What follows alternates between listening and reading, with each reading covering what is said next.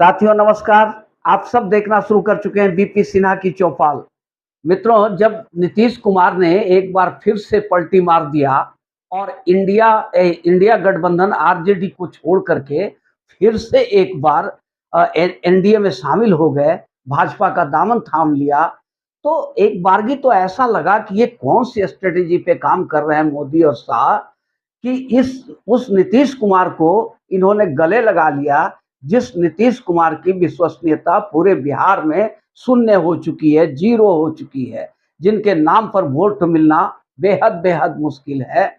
ऐसा ऐसे नीतीश कुमार जिन्होंने पलटी मारने का रिकॉर्ड बना दिया, जिनकी पलटी मारने की record Guinness book of world record में दर्ज होनी चाहिए। इतनी पलटी मारा उन्होंने कि उनका चेहरा ही खराब हो गया और पूरी विश्वसनीयता खत्म हो गई। ऐसे नीतीश कुमार को क्यों गले लगाया अमित शाह ने और मोदी ने, ये समझ के परे थे। और तमाम विशेषज्ञ, तमाम बड़े-बड़े जो विश्लेषण करता है, उन सब ने माथापच्ची करके देखा और सब ने एक ही बात कहा कि मोदी और शाह ने बहुत बड़ा ब्लंडर कर दिया, बहुत बड़ी गलती कर दी। नीतीश कुमार को नहीं लेना चाहिए था। नीतीश कुमार को लेने से फ़ायदा कम, नुकसान ज़्यादा हो गया।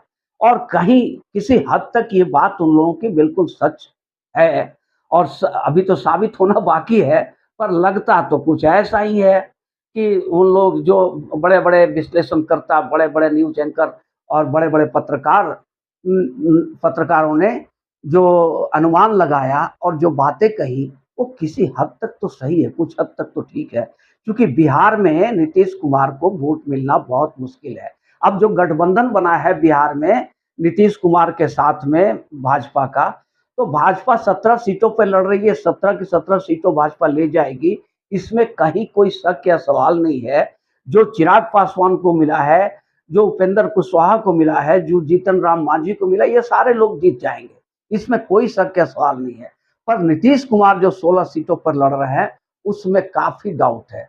ऐसा लगता है कि 50% से ज्यादा सीटें उसमें नीतीश जी हार जाएंगे, क्योंकि उनकी लोकप्रियता अब धाराशायी हो चुकी है बिहार के अंदर में। तो मित्र, ये तो हुई बिहार की बात। तो बिहार में वाकई नुकसान उठाया भाजपा ने, पर भाजपा का सोच, भाजपा की रणनीति, अमित शाह जिसको चाणक्य कहा जाता है, चाणक्य ऐसे नहीं कहा जाता है। ये देखना पड़ता है कि कितना नुकसान हो रहा है और नफा कितना हो रहा है। अगर नुकसान हमारा थोड़ा सा हो रहा है और नफा बहुत ज्यादा हो रहा है, तो हमें वो काम कर गुजरना चाहिए। और यही कुछ किया इन्होंने, अमित शाह ने।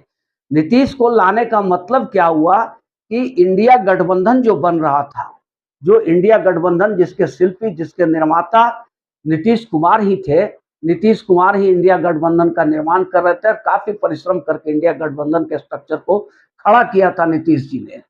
लेकिन अब नीतीश इंडिया गठबंधन में जितने नेता थे, वो लोग अगर नीतीश को भाव दे देते, नीतीश कुमार को अगुआ बना देते, तो वाकई एक निर्विवाद छवि वाला नेता, एक ऐसा नेता जिस पर कोई भ्रष्टाचार का आरोप नहीं है, कोई दाग नहीं है, इतने वर्षों की राजनीति के बाद कोई घोटाला उसके दामन पे, किसी घोटाले का दाग उसके दामन पे नहीं लगा है, ऐसा नेता नीतीश कुमार बन जाते और मोदी को बराबरी का टक्कर अगर नहीं भी देते, तो 19-20 का हो जाता खेल।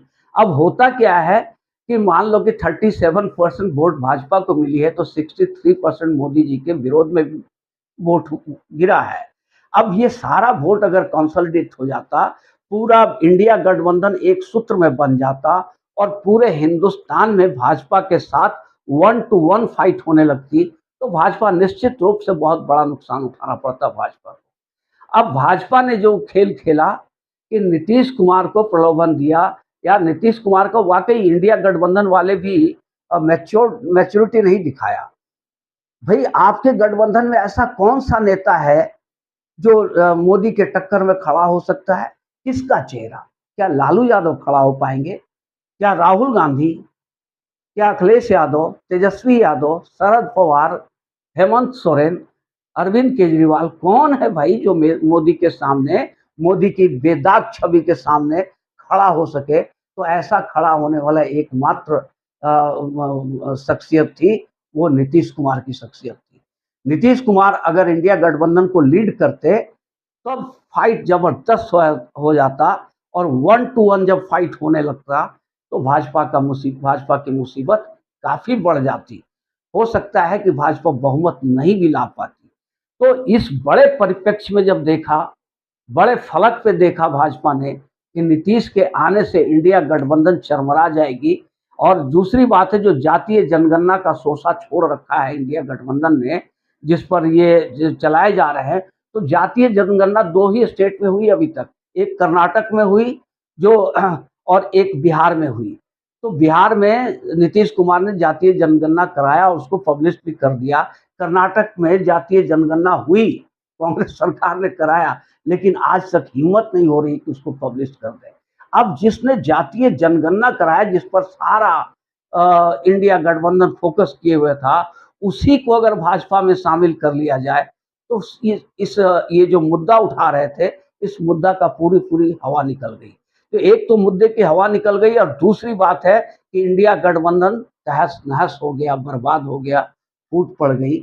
कोई चेहरा ऐसा नहीं है जो इंडिया गठबंधन को लीड कर सके और मोदी के सामने खड़ा हो सके। ऐसा कोई बेदाग छवि वाला नेता अभी इंडिया गठबंधन में नहीं है। इसलिए नीतीश जी के आने से बिहार में थोड़ा तो नुकसान हुआ है भाजपा को, लेकिन अगर ओवरऑल देखते हैं, राष्ट्रीय फलक पर देखते हैं, तो बहुत बड़ा फायदा हुआ, क्योंकि 1 टू 1 फाइट नहीं हुई। इसलिए भाजपा को बहुत बड़ा राहत मिली और बहुत बड़ी फायदा हो गई। साथियों, ये वीडियो अगर आप लोग को अच्छी लगी हो तो एक लाइक और चैनल को सब्सक्राइब जरूर कर दें। धन्यवाद।